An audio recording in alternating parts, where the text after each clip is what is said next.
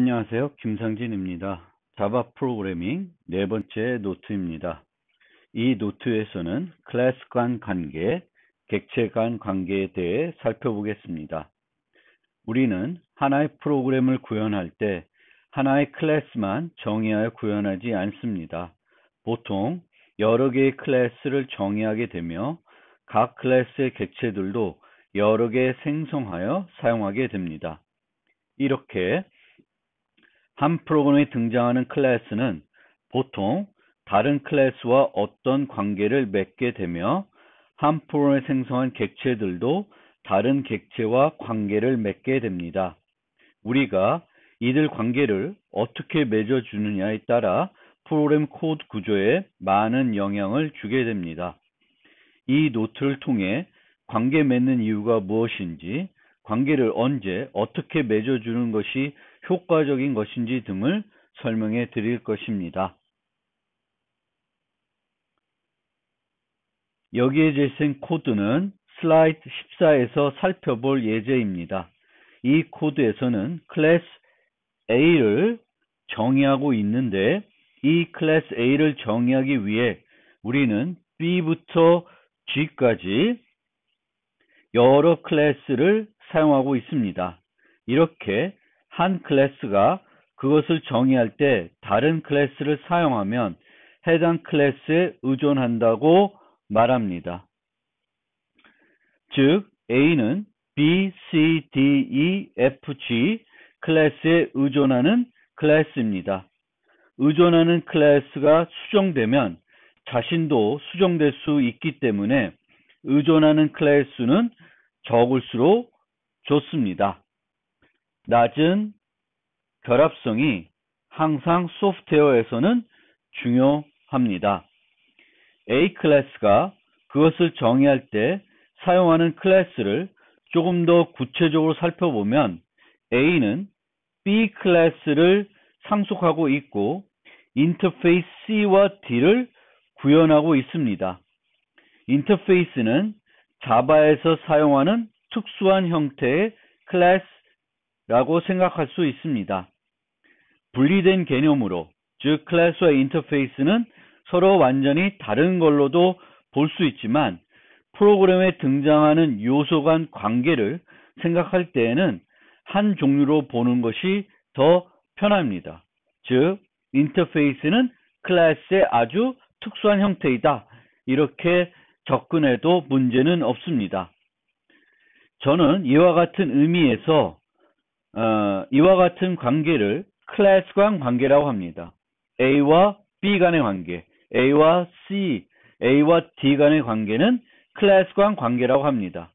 이들 관계는 코드를 수정하지 않는 이상 바뀌지 않으므로 정적 관계라고 합니다. 클래스 간 관계는 정적 관계입니다. 반면에 EFG는 클래스 간 의존 관계가 맺고 있지만, 의존 관계이지만 실제적으로는 A의 객체와 E의 객체, A의 객체와 F의 객체가 관계를 맺게 되는 것입니다. 즉, 이들은 객체 간 관계입니다. A의 객체가 E 타입의 객체를 멤버 변수로 유지하며 f와 bar 메소드를 수행할 때 F타입의 객체와 G타입의 객체를 사용하고 있습니다. 이 관계는 앞서 설명해 드린 클래스 간 관계와 달리 동적 관계입니다.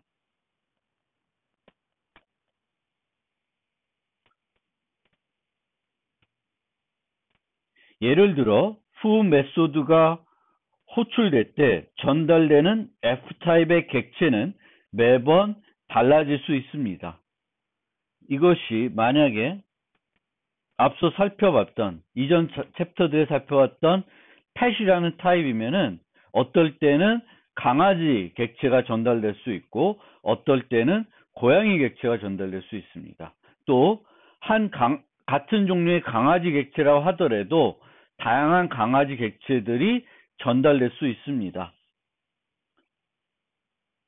또 멤버 변수로 유지하는 객체도 실행되는 동안 얼마든지 바뀔 수 있습니다. 클래스 간 관계는 크게 상속과 구체화로 나누어질 수 있습니다. 구체화는 클래스를 사용하지 않고 자바에서는 인터페이스를 사용하는데, 인터페이스는 앞서 말씀드린 것처럼 클래스의 특수한 형태로 볼 수 있습니다. 이 때문에 이들을 아울러 클래스 간 관계라 합니다. 인터페이스는 C++에는 없는 요소이지만 C++에서도 클래스를 특수하게 정의해서 자바의 인터페이스처럼 사용할 수 있습니다. 이 노트에서는 방금 말씀드린 클래스 간 관계, 객체 간 관계에 대한 객체에 대한 개념을 설명해 드리고 자바에서의 특성, 또 관련 문법들을 설명해 드리겠습니다. 또 이들 관계를 활용할 때 어떻게 활용하는 것이 바람직한지도 설명해 드리겠습니다. 자, 지금부터 이제 본격적으로 좀 더 구체적으로 살펴보겠습니다.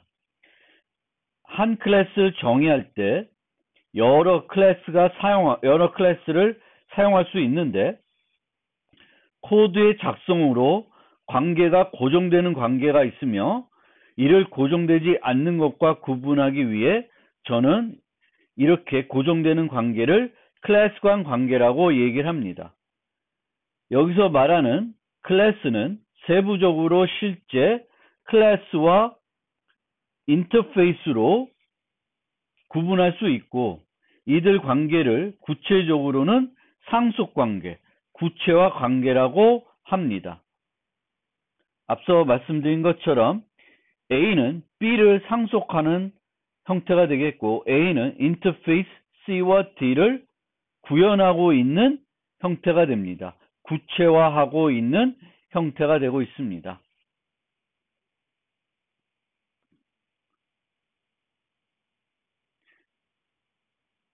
우리는 클래스를 정의할 때 다른 클래스를 상속해서 정의할 수 있습니다. 그런데 자바는 오직 하나의 부모만 가질 수 있습니다. 한 클래스로부터만 상속을 할 수 있습니다. 이 보시는 것처럼 A는 B를 상속하고 있는데 B, X, Y 이런 형태로 해가지고 여러 개의 클래스로부터 상속을 받아가지고 A를 정의할 수는 없습니다. 자바는 오직 하나의 클래스로부터만 상속을 받아서 정의할 수 있습니다. 그런데 여기서 보시는 것처럼 인터페이스, 구체화는 다릅니다. 구체화는 여러 개의 인터페이스를 한 클래스가 정의하면서 구체화를 할 수 있습니다.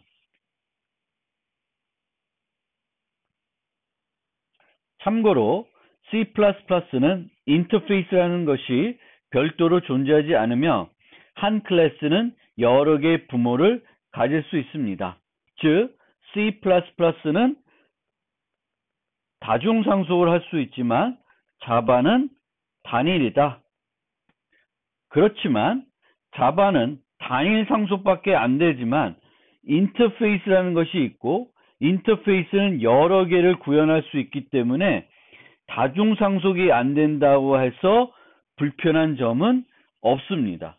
오히려 이렇게 모델링하고 이런 식으로 하는 것이 훨씬 더 유연하고 효과적인 방법이라고 저는 생각합니다. 저는 인터페이스를 개인적으로 매우 마음에 들어 하고 있습니다. 한 프로그램이 실행이 되면 여러 객체가 생성되며 이들 객체 간의 관계를 맺게 됩니다. 그런데 이 관계는 앞서 설명한 클래스 관계와 달리 실행 동안 바뀔 수 있습니다. 그래서 클래스 간 관계는 정적 관계, 객체 간 관계는 동적 관계라고 합니다. 우리가 게임에서 캐릭터가 있고 이 캐릭터가 무기를 사용한다고 생각해 봅시다. 그러면 이 캐릭터 객체는 칼이라는 무기를 유지하고 있을 수 있어요. 그러면 이 객체는 무기 객체를 사용하는 그런 관계가 맺어지게 되는 것입니다. 그런데 이 칼을 사용하는 이 관계가 프로그램이 시작돼서 끝까지 계속 유지될 이유는 없습니다. 게임이 진행되다가 새로운 무기를 획득해서 현재 갖고 있는 칼과 다른 칼로 바꿀 수도 있고, 전혀 다른 무기로 총이나 도끼 등 다른 어떤 무기로 바꿀 수도 있습니다. 객체 간 관계는 크게 사용 관계와 포함 관계로 구분합니다. 그런데 이 개념은 배타적인 개념은 아닙니다. 한 관계가 사용 관계인 동시에 포함 관계일 수 있습니다. 앞서 설명드린 이 예에서 캐릭터 객체는 무기를 사용하고 있고, 이 무기를 편리하게 사용할 수 있도록 멤버 변수로 유지할 수 있습니다. 그렇게 되면 캐릭터 객체와 무기는 사용 관계인 동시에 포함 관계가 됩니다. 사용 관계는 항상 논리적인 측면을 생각하는 것입니다. 내가 이걸 사용하는 건가 아닌가. 그러니까 논리적인 측면에서는 사용 관계가 있고 전체 부분 관계가 있습니다. 전체 부분 관계는 사람이 있을 때 팔, 다리, 눈 이런 거는 전체 부분 관계입니다. 컴퓨터 본체가 있는데 그 본체 안에 SSD, 그래픽 카드, CPU 이런 거는 전체 부분 관계가 됩니다. 그래서 이런 전체 부분 관계는 주로 포함 관계를 이용해서 나타납니다. 즉, 객체를 멤버 변수로 유지하면은 무조건 포함 관계입니다. 그 유지하는 이유가 전체 부분 관계이기 때문에 유지할 수도 있고, 사용을 하는데 자주 사용하거나 지니고 다니기 때문에 그것을 모델링하기 위해서 사용 관계인데 그 포함 관계, 멤버 변수로 유지할 수도 있습니다. 상속과 구체화에 대해서, 즉 클래스 간 관계에 대해서 실제적인 예를 가지고 잠깐 설명해 드리겠습니다. 이쪽 예는 상속에 대한 예고요. 이쪽은 구체화에 대한 예입니다. 여기서 dog이라는 클래스는 pet이라는 클래스를 상속해서 정의하고 있습니다. 이때 dog을 pet의 자식 클래스라고 하고 pet은 dog의 부모 클래스라고 합니다. 이렇게 상속해서 정의하게 되면은 첫 번째 2.1이 부모에 정의되어 있는 멤버 변수와 메소드들이 자동으로 강아지 클래스의 dog 클래스에 포함이 됩니다. 따라서 코드 중복 없이 코드를 재사용하면서 클래스를 정의할 수 있기 때문에 되게 편리하게 클래스를 정의할 수 있습니다. 이미 공통적으로 정의된 요소는 다시 중복해서 만들 필요가 없는 이점이 있습니다. 그런데 그 이점만 있는 게 아니라 두 번째 이점은 pet이라고 하는 공통 리모컨이 만들어집니다. 이 공통 리모컨으로는 pet을 상속받는 모든 객체들을 아우르는 타입으로 사용할 수 있습니다. 그래서 이런 식으로 예를 들어 pet 타입의 매개 변수를 받는 함수를 정의하면 이 함수는 다양한 종류의 애완동물을 전달해서 사용할 수 있습니다. 인터페이스 구체화의 경우도 이 경우에는 윈도우라는 클래스는 오픈어블이라는 인터페이스를 구체화하고 있습니다. 인터페이스는 상속과 달리 함수가, 메소드가 선언만 되어 있습니다. 그리고 이런 인터페이스를 구체화하면 여기에 선언된 메소드를 이 밑에서는 그것을 구현하는 클래스는 구체적으로 정의를 해줘야 됩니다. 따라서 이 상속과 비교했을 때 인터페이스, 구체화는 윈도우를 정의하는 측면에서는 이점이 없어요. 코드 재사용하는 이점이 없습니다. 하지만 두 번째 이점은 마찬가지로 가지게 됩니다. 상속과 동일하게 인터페이스라는 공통 리모컨이 생깁니다. 그러면 이 리모컨으로는 이 인터페이스를 구현하고 있는 모든 객체를 처리할 수 있습니다. 따라서 이런 함수는 오픈어블 인터페이스를 구현하고 있는 모든 종류의 객체를 다 받아서 처리할 수 있습니다. 그리고 여기서 오픈이라는 메소드를 불렀는데 이 오픈이라는 메소드는 어떤 객체의 오픈이 될지 모르지만은 항상 여기에 전달된 객체는 오픈 메소드를 가지고 있다는 것은 확신할 수 있습니다. 오픈을 갖고 있지 않는 객체는 여기에 전달될 수 없고 문법적으로도 오류가 발생합니다. 다시 요약드리면은 상속과 구체화는 둘 다 공통적으로 공통 리모컨이 만들어지는 이점이 있습니다.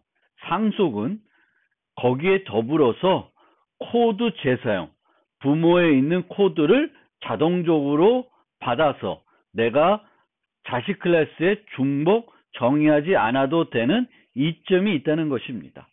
뒤에 말씀드리겠지만 코드 재사용 목적만으로 상속을 하는 것은 바람직하지 않습니다. 항상 is A 관계가 성립해야 상속을 해야 됩니다. is A가 성립하지 않으면 절대 상속은 no입니다. is A가 성립한다고 하더라도 그 프로그램 측면에서는 상속으로 모델링하는 게 바람직하지 않을 수 있는데 절대 is A 관계가 성립하지 않는 것들은 상속하지 않습니다.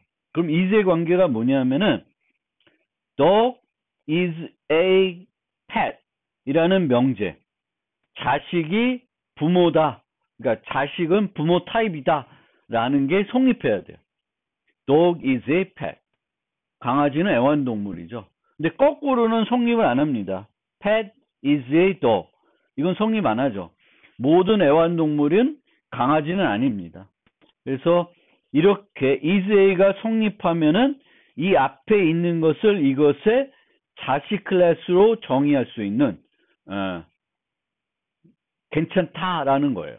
근데 실제 괜찮을지는 프로그램 측면에서 문제가 없을지 더 살펴는 봐야 합니다. 앞서 살펴봤던 상속과 구체화를 객체지향의 전문 용어로 한번 바꿔서 살펴보면은 객체지향 개념에는 클래스 간 관계를 설명할 때 서브클래싱이라는 개념이 있고 서브타이핑이라는 개념이 있습니다. 서브클래싱은 한 클래스의 상태와 행위의 구현을 재사용하는 것을 말합니다. 상속에 해당되는 거죠. 우리가 프로그래밍 언어에서 상속을 이제 제공하게 되는데 이 상속은 서브클래싱, 객체지향 전문 용어로는 서브클래싱에 해당됩니다. 서브타이핑은 상태와 행위의 구현을 재사용하지 않고 다른 타입과 동일한 모습을 갖도록 만드는 것을 서브타이핑이라고 합니다. 외부 모습이라고 했는데 우리가 한 클래스의 외부 모습이라는 것은 그 클래스가 제공하는 공개 퍼블릭 메소드의 집합을 말합니다. 그래서 서브 타이핑을 하게 되면은 A가 있고 B가 이것의 서브 타입이면, B가 A의 서브 타입이면 A가 제공하는 퍼블릭 메소드와 B가 제공한 퍼블릭 메소드는, 그러니까 B는 A가 제공하는 모든 퍼블릭 메소드를 가지고 있다라는 것이 됩니다. 이렇게 B가 A가 가지고 있는 그 모든 퍼블릭 메소드를 다 가지고 있으면은 A의 리모컨, 우리가 추상화해서 할 때 리모컨 할 때 여기 버튼들이 있는데 이 버튼들을 다 버튼들에 해당되는 메소드를 얘가 갖고 있다는 것입니다. 따라서 이렇게 서브 타이핑이 만족이 되면 A 타입을 기대하는 어느 곳에서나 B 타입의 객체를 대체해 가지고 사용할 수 있습니다. 즉 서브 타이핑을 하면은 substitutability, 대체 가능성을 제공합니다. 이 리모컨으로, A의 리모컨으로 B를 처리하는데 아무런 문제가 없다는 거예요. 이 버튼을 눌러도 그 버튼에 해당되는 것을 이 객체는 제공하고 있기 때문에 그렇습니다. 그런데 자바 측면에서 보면 상속은 서브 클래싱에 해당되고 구체화는 서브 타이핑에 해당됩니다. 보시는 것처럼 이 인터페이스의 경우에는 행위의 구현과 상태를 뭔가 재사용하고 있지는 않습니다. 얘는 서브 타이핑에 가깝습니다. 펫의 경우, 상속의 경우에도 기본적으로 보면 이런 퍼블릭 메소드들이 여기에 상속이 되기 때문에 서브 타이핑이 제공된다고 볼 수 있습니다. 상속을 하도 서브 타이핑이 제공된다고 볼 수 있는데 항상 무조건적으로 만족되는 것은 아닙니다. 따라서 우리는 서브 클래싱을 할 때 서브 타이핑도 만족되도록 프로그래밍을 해야 바람직합니다. 자바는 그런 것이 없지만 C++의 경우에는 상속을 할 때 private로 상속을 할 수도 있고 뭐 protected로 상속을 할 수 있습니다. 그러니까 접근 제어를 상속 접근 제어라는 게 있어요. 그런데 private로 상속하면 서브 클래싱은 하지만 서브 타이핑은 안 돼요. 왜냐하면은 물려받은 퍼블릭 메소드는 갖고는 있지만 자식이 외부에서 봤을 때 그 퍼블릭한 메소드들은 더 이상 퍼블릭이 아니라 프라이빗으로 바뀌게 됩니다.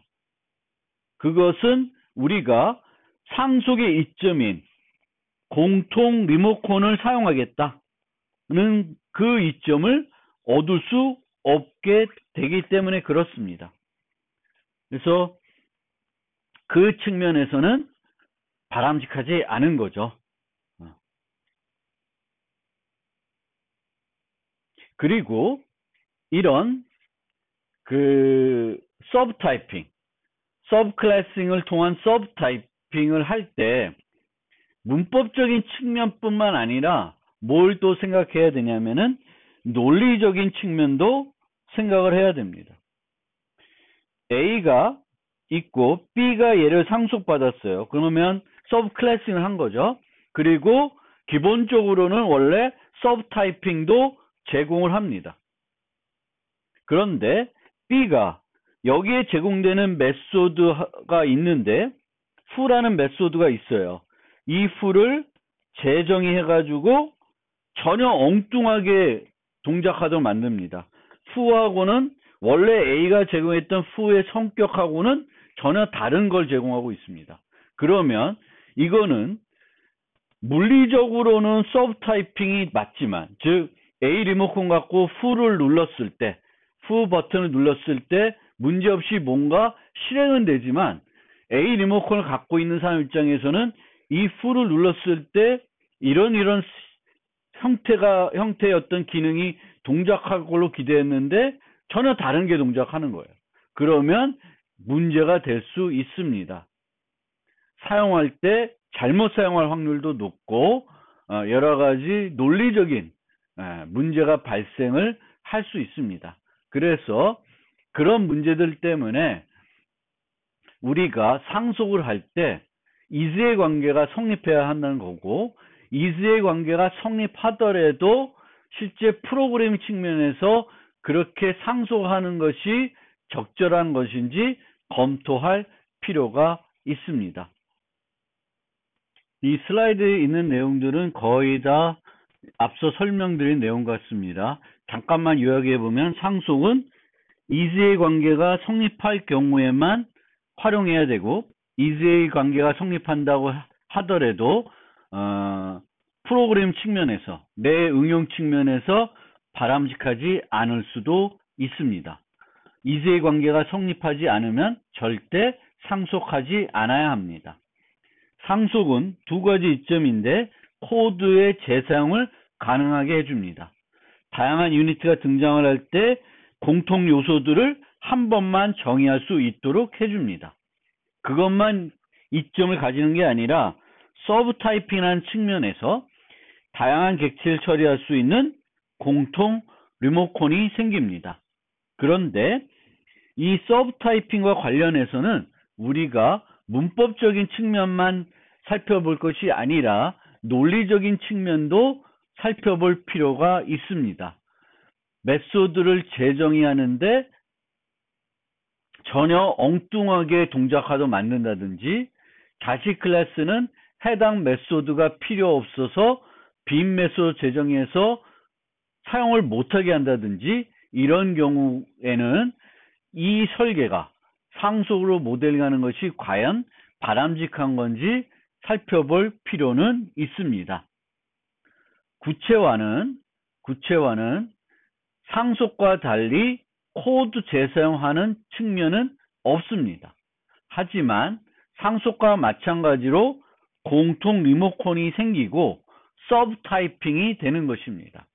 인터페이스를 구현하는 모든 클래스 객체는 그 인터페이스의 리모컨을 가지고 처리할 수 있습니다.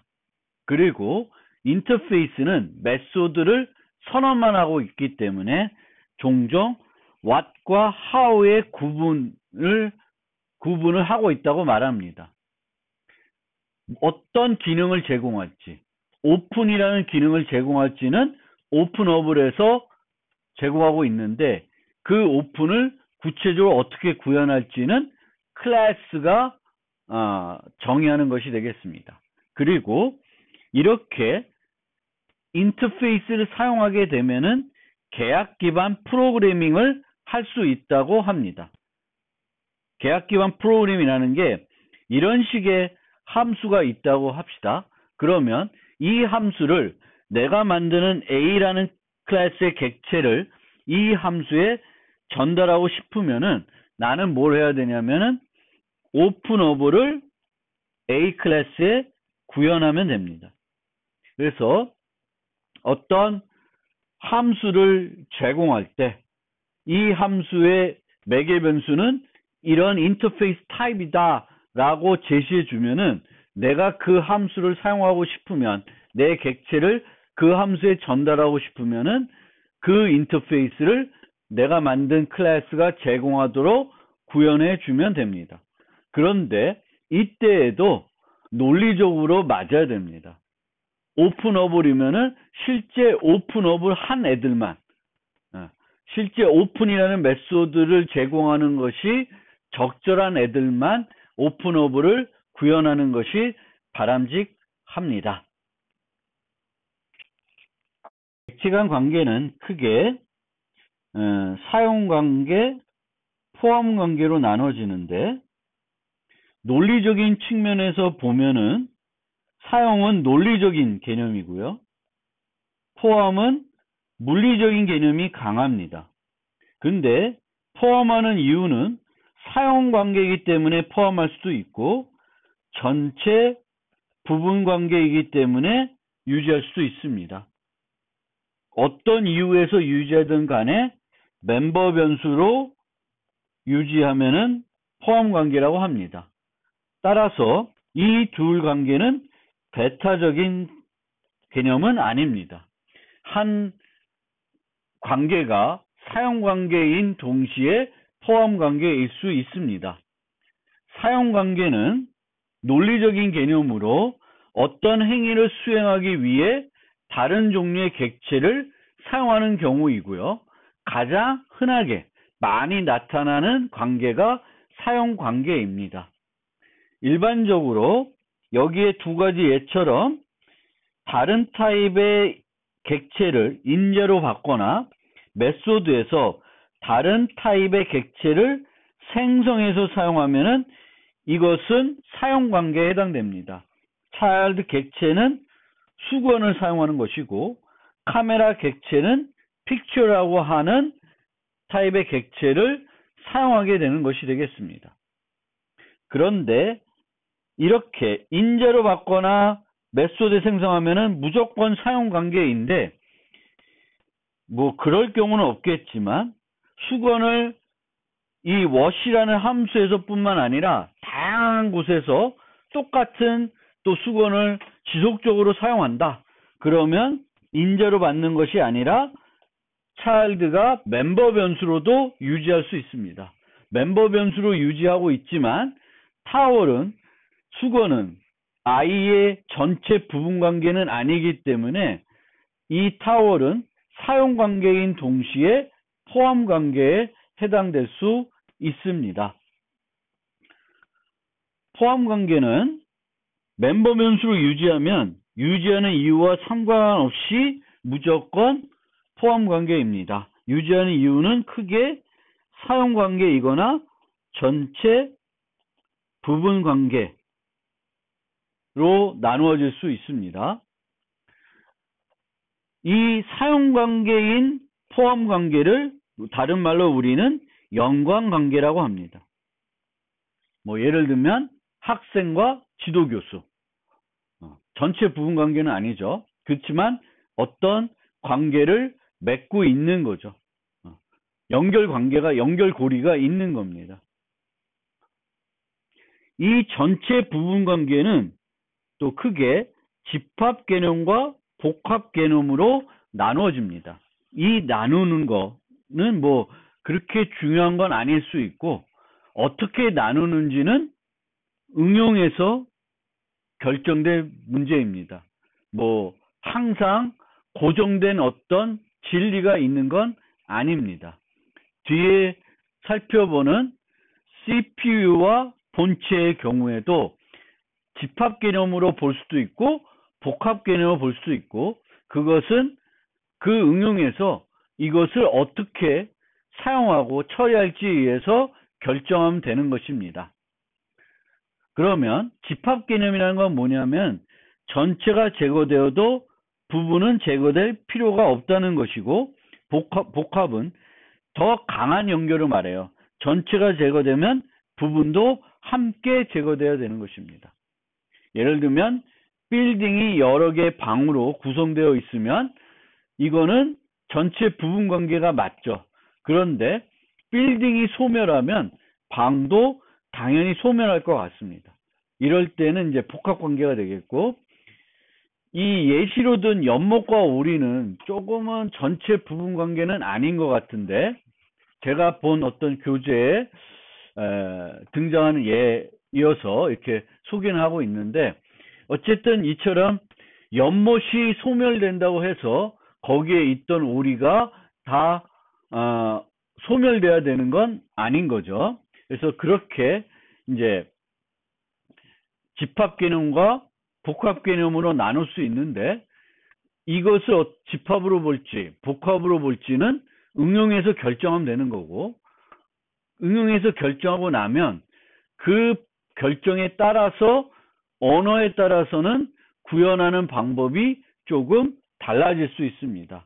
예를 들어서 집합 개념이면은 객체를 받아서 이렇게 초기화하고요. 복합인 경우에는 객체를 받는 게 아니라 그 요소들도 이 클래스 내에서 생성하는 형태로 많이 만듭니다.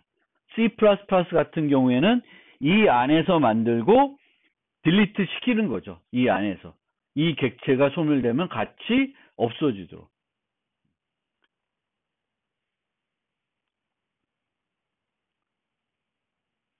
그리고 이런 포함 관계에서는 관계가 복잡할 수 있습니다. 그래서 이 관계의 다수성도 고려해야 돼요. 멀티플리시티. 학생과 지도교수. 한 학생은 한 지도교수에게만 배정될 수 있고 지도교수는 여러 학생을 가질 수 있습니다. 그래서 우리가 프로그램에서 모델링 할 때 이 관계들의 다수성은 뭐고 그 다수성의 어떤 특성은 있는지 살펴볼 필요가 있습니다.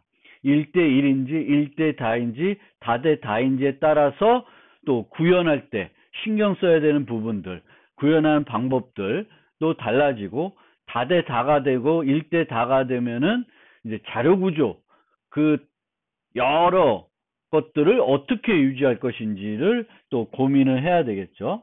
그리고 그렇게 다대다 관계에서 관계가 복잡하면 두 객체 타입 간의 관계가 복잡하면은 그 관계 자체를 각각 여기에다가 구현해 놓기에는 중복되는 게 많고 구현하는 자체도 어렵습니다. 이럴 때에는 관계 자체를 나타내는 클래스를 별도 만들어서 사용을 합니다. 그래서 여기에다가 관계 정보를 담고 이 객체에 담고 이 그레이드 객체를 필요한 만큼 수준수도 코수도 유지하는 형태로 구현을 많이 합니다. 지금까지는 이 관계를 클래스 간 관계, 객체 간 관계로 나누었었는데 교육 목표, 이 챕터의 교육 목표를 설명드릴 때와 마찬가지로 그걸 그냥 통틀어서 하나의 개념으로 접근하면은 의존 관계로 살펴볼 수 있습니다. 똑같은 아까 그 교육 목표 때 살펴본 예제와 똑같은 예제인데 A라는 클래스를 정의할 때 이렇게 많은 클래스들을 활용해서 정의할 수 있고 A는 이들에 의존하는 클래스가 됩니다. 이들 중 하나가 수정이 되면은 A도 수정해야 될 수 있습니다. 그런 측면에서 의존하는 클래스 수는 최소화될 수 있어야 됩니다. 그리고 이들 관계는 클래스 간 관계를 하는데 얘네는 정적이죠. 그래서 이 정적 관계는 수정을 하려면 코드를 수정해야 돼요. B를 상속하다가 뭐 G를 상속하고 싶어요. 그러면 코드를 수정해야 되는 거죠. 그래서 얘네들은 코드 수정 없이는 바꿀 수 없습니다. 그런데 요 객체 간 관계는 실행되는 동안 수시로 실제 맺어지는 객체는 달라집니다. 그런데 여기에 dog이라고 쓰는 것과 pet이라고 쓰는 것은 큰 차이가 있습니다. dog 밑에는 하위 클래스들이 없다 그러면 오직 who는 dog 객체만 받을 수 있는 제한적인 함수예요. 그런데 dog이 아니라 pet을 쓰게 되면은 다양한 종류의 애완동물을 전달할 수 있습니다. 따라서 우리가 의존관계, 객체 간 의존관계를 맺을 때에는 구체적인 클래스 대신에 인터페이스나 상위 타입, 상속관계에서 상위 타입의 클래스 리모컨을 이용하는 것이 훨씬 바람직하고 그렇게 하는 것을 우리는 느슨한 결합이라고 합니다. 실제 여기에 pet P라고 하고 dog 객체를 전달했다고 생각을 해보세요. 그러면 A 객체가 실제 사용하는 것은 강아지 객체인데 강아지 객체의 A는 의존하지 않습니다. 이게 뭐 별거 아닌 것 같지만 매우 중요한 개념입니다. 객체지향에서 매우 중요한 개념이고, 솔리드라고 하는 객체지향의 중요한 5가지 원리가 있는데, 그 중에 하나인 DIP, Dependency Inversion Principle, 의존관계 뒤집기 원리, 거기에서 얘기하는 지켜야 되는 원리가 이겁니다. 느슨한 연결을 해라. 그러니까 느슨한 연결을 하는 것은 구체적인 클래스 대신에 상위 타입, 인터페이스 타입을 이용하는 것이고, 그렇게 이용하면은 한 코드가 다양한 코드를 사용할 수 있고, 더 나아가서는 다양성이라는 객체지향 개념을 적극 활용할 수 있습니다. 그리고 의존관계는 복잡하지 않아야 돼요. 일방향이고 개수는 적어야 된다는 거예요. A가 B에 의존하고 B도 A에 의존해요. 그러면 이게 관계가 복잡한 거예요. A를 수정했더니 B를 수정하고, 또 B를 수정했더니 A를 수정하고, 이게 너무 복잡해지는 거예요. A가 B에 의존하고 C에 의존하고 C가 A에 다시 의존한다든지, 뭐 이렇게 D에 의존하고 C에 의존하고 얽히고 설키는 이런 경우는 되게 바람직하지 않습니다. 나중에 코드를 수정하고 할 때 너무 어려워져요. 그래서 우리가 프로그램을 만드는 과정에서 내 프로그램에 있는 클래스들의 의존관계를 보고, 그 의존관계가 너무 얽히고 설키고 복잡하게 되어 있는 건 아닌지, 불필요하게 한 클래스가 많은 클래스에 의존하고 있는 건 아닌지, 구체적인 추상 타입에 의존하는 것이 좋은데 구체적인 타입에 의존하고 있는 것인지 살펴볼 필요가 있습니다.